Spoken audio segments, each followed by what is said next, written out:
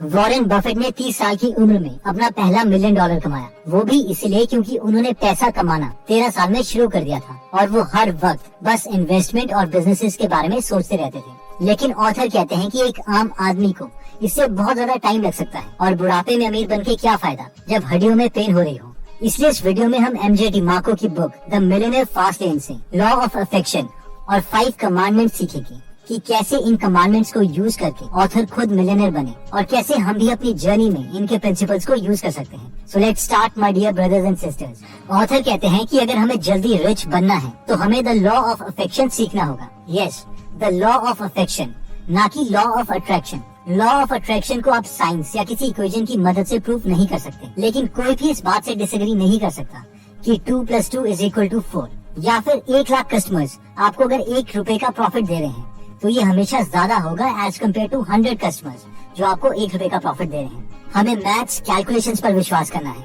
ना कि किसी फिक्शन पर। लॉ ऑफ अफेक्शन बोलता है कि जितनी ज्यादा लाइफ्स आप अफेक्ट करोगे, चाहे वो ज्यादा लोग हो या ज्यादा मैग्नीट्यूड हो, आप उतने ज्यादा अमीर बन जाओगे। अब हमें इसे एक सिंपल एग्जांपल से समझते हैं। मान लीजिए कि एक रियल एस्टेट इन्वेस्टर ने एक बड़ा हॉल लिया और उस हॉल को 14 पार्ट्स में डिवाइड कर दिया और उसकी शॉप्स बना दी।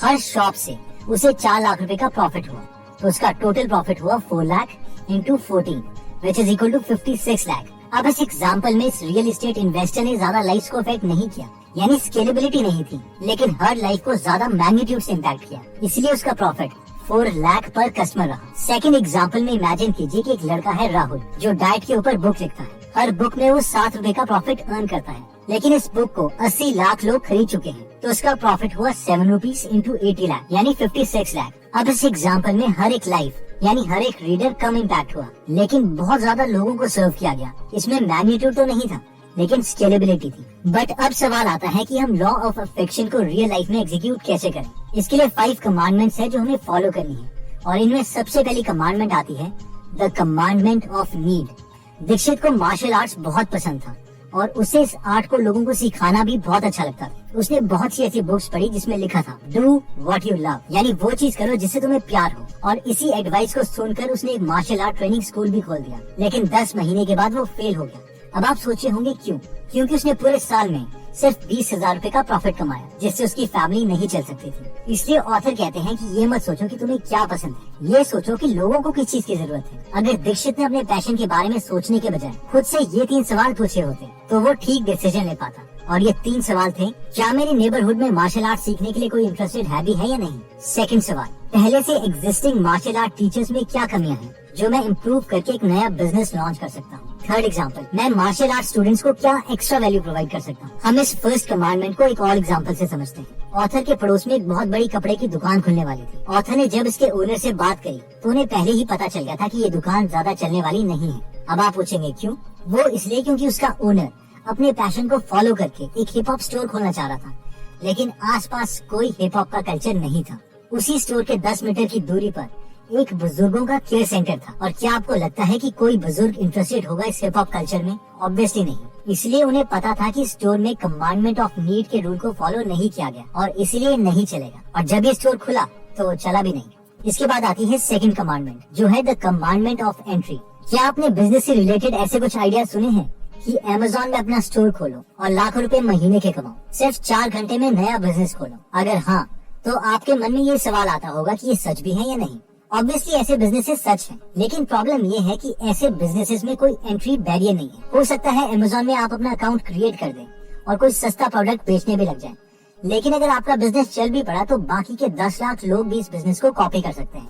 और इसीलिए ये बिजनेस लॉन्ग लास्टिंग नहीं है, क्योंकि ये कमांडमेंट ऑफ एंट्री को फॉलो नहीं करता। कमांडमेंट ऑफ एंट्री का मतलब है कोई भी ऐसा बिजनेस जिसे कॉपी किया जा सकता है तो उसे कॉपी किया जाएगा, और जिसकी वजह से उसमें कंपटीशन आता रहेगा और सबका प्रॉफिट कम होता रहेगा। इसका एक एग्जांपल ऑथर देते हैं, जो कि है नेटवर्क मार्केटिंग। अगर आप नेटवर्क मार्केटिंग कर रहे हैं तो मोस्ट प्रोबेबली आपके साथ हॉल में बैठे 2000 लोग भी नेटवर्क मार्केटिंग ही कर रहे हैं। इसीलिए मोस्ट प्रोबेबली टॉप 5 से 10 लोगों को छोड़ के कोई ज्यादा पैसे नहीं कमा पा रहा। ऑथर के अकॉर्डिंग आप इस टाइप के बिजनेसेस में तभी सक्सेसफुल हो सकते हैं अगर आपके पास खुद नेटवर्किंग बिजनेस है और बाकी लोग इसमें पार्टिसिपेट कर रहे हैं। एनीवेज, कमांडमेंट ऑफ एंट्री को समझने के बाद तीसरी कमांडमेंट आती है जो कहती है the commandment of control. Author कहते हैं कि उनका एक फ्रेंड था जिसने नेटवर्क मार्केटिंग कंपनी ज्वाइन की हुई थी। वो उन गिने चुने लोगों में से था जो नेटवर्क मार्केटिंग से अच्छा पैसा कमा लेते। लेकिन हुआ ये कि उस नेटवर्क मार्केटिंग कंपनी ने अपनी प्रोडक्ट लाइन चेंज कर दी और जो कमीशन उनके दोस्त को मिलता था उसे भी कम कर दिया, जिनकी वजह से उनके फ्रेंड की इनकम स्ट्रीम धीरे धीरे कम होकर पूरी जीरो हो गई। और ये इसलिए हुआ क्योंकि उनका friend the commandment of control को नहीं समझता था। कमांडमेंट ऑफ कंट्रोल कहता है कि एक सस्टेनेबल बिजनेस वो है जिसमें हमारा फुल कंट्रोल हो, प्रोडक्ट, प्राइसिंग, रेवेन्यू मॉडल, हर चीज पर कंट्रोल। अगर कंट्रोल हमारे पास नहीं है तो हम ड्राइवर नहीं है बल्कि एक पैसेंजर है जिसे कभी भी बस से उतारा जा सकता है। क्योंकि ड्राइवर नौकरी देते हैं, नौकरी लेते नहीं है। ड्राइवर नेटवर्क कंपनीज खोलते हैं, नेटवर्क कंपनीज ज्वाइन नहीं करते। ड्राइवर्स रेंट और लॉयल्टीज लेते हैं, रेंट और लॉयल्टीज पे नहीं करते। ड्राइवर एफिलिएट प्रोग्राम स्टार्ट करते हैं, उन्हें ज्वाइन नहीं करते। ऑथर कहते हैं कि उनका एक एफिलिएट प्रोग्राम है जिसमें कई एफिलिएट्स महीने के 10 लाख रुपए पर महीने तक कमाते हैं। ऑब्वियसली ये एक बहुत ही अच्छी इनकम स्ट्रीम है, लेकिन कंट्रोल ऑथर के पास है, ना कि उनकी एफिलिएट्स के पास। ऑथर जब चाहे अपने बिजनेस की सिचुएशन के अकॉर्डिंग न्यू पॉलिसी ला सकते हैं जिसकी वजह से उनके एफिलिएट्स की इनकम स्ट्रीम चेंज हो सकती है। वैसे ही इवन यूट्यूब चैनल्स में सारा कंट्रोल यूट्यूब के पास है और अगर यूट्यूब कोई भी चेंज एडसेंस प्रोग्राम में कर देता है तो सारे यूट्यूबर्स की इनकम बंद हो सकती है, क्योंकि हम इस प्लेटफॉर्म में पैसेंजर हैं, ना कि driver.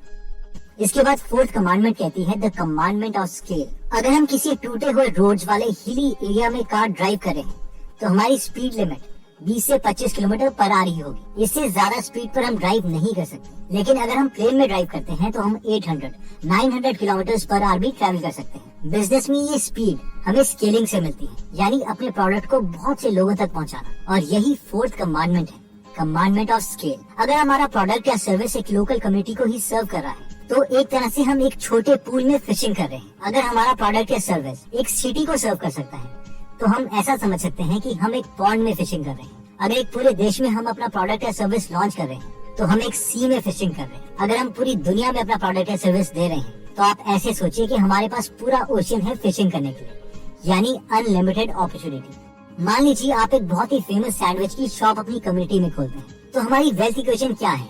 Net profit is equal to unit sold into unit profit. अब यूनिट सोल्ड तो हमारे लिमिटेड ही होंगे क्योंकि एक दिन में मैक्सिमम हम 100 से 500 सैंडविच ही बेच सकते हैं। लेकिन हमें सोचना ये है कि मैं एक दिन में 10,000 या 1 लाख सैंडविच कैसे सेल करूं? ऑस्ट्रेलिया में बैठे इंसान को सैंडविच कैसे बेच सकता हूँ? क्या मैं मैकडॉनल्ड्स की तरह खुद का ब्रांड बना के लोगों को फ्रेंचाइजी सेल कर सकता हूँ या नहीं? इसके अलावा हमारा प्रॉफिट पर सैंडविच भी बहुत कम है। हो सकता है हम 2 रुपए पर सैंडविच कमा रहे हो, लेकिन अगर सैंडविच की जगह हम पूरा डिनर किसी को सर्व कर सकते हैं जिससे एवरेज प्रॉफिट 2 रुपए की जगह 200 रुपीज पर फैमिली हो जाए, तो हम अपना टोटल प्रॉफिट इंक्रीज कर सकते हैं। इसके बाद आती है fifth commandment, the commandment of time. अब ऐसा हो सकता है कि हम एक अच्छा बिजनेस भी खड़ा कर दे, पैसे भी बहुत कमाएं, लेकिन हमारे पास हमारी फैमिली के लिए टाइम ही ना हो और बिजनेस हमें फ्रीडम देने के बजाय लाइफ टाइम प्रिजन ही बन जाए। और अगर ऐसा होगा तो इसका मतलब ये नहीं है कि बिजनेस बनाने के लिए इतनी कुर्बानी तो जरूरी है, बल्कि इसका मतलब ये है कि हमारे पास एक स्किल की कमी है और वो स्किल है कमांडमेंट ऑफ टाइम। इसके लिए ऑथर अक्षय का एग्जांपल देते हैं, जिन्होंने द सो कॉल्ड गुरुज की एडवाइस पर अपने पैशन को फॉलो किया और एक कॉफी शॉप लॉन्च कर दी जहाँ पर हर वीकेंड में इंटरेस्टिंग बुक्स को रीड भी किया जाता था। शुरू में ये शॉप बहुत चली, उन्होंने पैसा भी बहुत कमाया। अक्षय अपने पैशन को फॉलो कर रहे थे और वो बहुत एक्साइटेड भी थे, लेकिन 2 साल के बाद सब कुछ बदल गया। अक्षय इतना बिजी हो गया कि उसे पता ही नहीं चल रहा था कि वो अपने बिजनेस को नहीं बल्कि उसका बिजनेस उसे ओन करता है। इस बिजनेस की वजह से उसकी गर्लफ्रेंड ने भी उसे छोड़ दिया क्योंकि वो उसे टाइम ही नहीं दे पाता था। अक्षय जितने भी एम्प्लॉइज हायर करते वो ठीक से काम नहीं कर पाते और अच्छे एम्प्लॉइज हायर करने के लिए उनके पास उतने पैसे नहीं थे। अक्षय ने एक अच्छा जर्नल मैनेजर हायर करने का सोचा, लेकिन फिर वही प्रॉब्लम, वो बहुत ज्यादा सैलरी मांग रहा था। 3 सालों के बाद उसने ये डिसाइड किया कि उससे ये कॉफी शॉप नहीं चलानी और उसने शॉप बंद कर दी। तो सवाल ये है कि क्या अक्षय फेल हो गया? ऑथर बोलते हैं नहीं, अक्षय फेल नहीं हुआ, लेकिन कमांडमेंट ऑफ टाइम को समझने में अक्षय फेल हो गया। कमांडमेंट ऑफ टाइम कहता है कि आप ऐसे सिस्टम क्रिएट कर सकते हैं जिससे आपका बिजनेस आपके बिना भी चलता रहे। इसके लिए हमें अपने से 2 सवाल पूछने पड़ेंगे। क्या मैं अपने बिजनेस को ऑटोमेट कर सकता हूँ कि मेरा बिजनेस मेरे बिना ही चलता रहे? सेकंड सवाल, क्या मेरा बिजनेस इतना प्रॉफिट अर्न कर सकता है कि मैं अच्छी क्वालिटी वाले ज्यादा लोगों को नौकरी पर रख सकूं? इस कॉन्सेप्ट पर एक बहुत ही प्यारी बुक लिखी गई है, द ई मिथ रिविजिटेड, तो उसे आप जरूर पढ़िएगा। अगर आप चाहें तो उसकी फ्री समरी गूगल एप्लीकेशन पर भी सुन सकते हैं। तो आप में से काफी लोग सोच रहे होंगे कि ऐसा कोई एग्जाम्पल है जो ये सारे कमांडमेंट्स फॉलो करता हो। तो ऑथर एक एग्जाम्पल देते हैं। ऑथर कहते हैं कि उनकी कंपनी की एक वेबसाइट थी, तो उन्होंने एक दूसरी वेबसाइट की सब्सक्रिप्शन ली थी जो ये बताती थी कि ऑथर की वेबसाइट कितने टाइम तक चलती है, क्या उनकी वेबसाइट में डाउन टाइम भी आता है या नहीं। ऑथर इस सर्विस के लिए हर महीने 3500 रुपीज पे करते थे। जब ऑथर ने इस वेबसाइट को खोला तो उसमें लिखा हुआ था सर्विंग 20,000 क्लाइंट्स पर मंथ, जिसका मतलब ये हुआ कि ये website 20,000 customers multiplied by 3500 rupees per customer यानी 70 लाख रुपए पर मंथ अर्न करती है। अगर हम मान के चलते हैं कि ये वेबसाइट 75% प्रॉफिट अर्न कर रही है, जो कि ऐसी वेबसाइट्स में एक कॉमन बात है, तो 75% of 70 lakh is approximately 52 lakh per month. अब अगर ऐसी वेबसाइट आपकी है तो कितना टाइम लगेगा आपको मिलियनर बनने में। अब इसे कंपेयर कीजिए इस सिचुएशन से, जहाँ पर हम पूरे साल के सिर्फ 1.5 लाख रुपए सेव कर रहे हैं अपनी सैलरी से। I hope you got the idea. तो दोस्तों, इस वीडियो में हमने फास्ट लेन मिलियनर बनने के लिए 5 कमांडमेंट सीखी, जिसमें सबसे पहली कमांडमेंट थी नीड, यानी अपने पैशन को नहीं बल्कि लोगों की नीड को देखते हुए बिजनेस खोलो। सेकंड था कमांडमेंट ऑफ एंट्री, यानी ऐसे बिजनेस हमें प्रेफर करने हैं जिनमें एंट्री बैरियर हो, ऐसा ना हो 2 दिन में हमारे जैसे बिजनेस खड़ा किया जा सके। थर्ड था कमांडमेंट ऑफ कंट्रोल, यानी बिजनेस में कंट्रोल हमारे पास होना चाहिए। हमने इसमें एक एफिलिएट इंसान का एग्जांपल देखा था कि अगर किसी कंपनी ने अपने रूल्स चेंज कर दिए तो एफिलिएट मार्केटर की इनकम स्कीम अफेक्ट हो सकती है। नेक्स्ट कमांडमेंट था स्केल, यानी अगर हम अपने बिजनेस को स्केल नहीं कर पाएंगे तो हम फास्ट लेन मिलियनर नहीं बन सकते।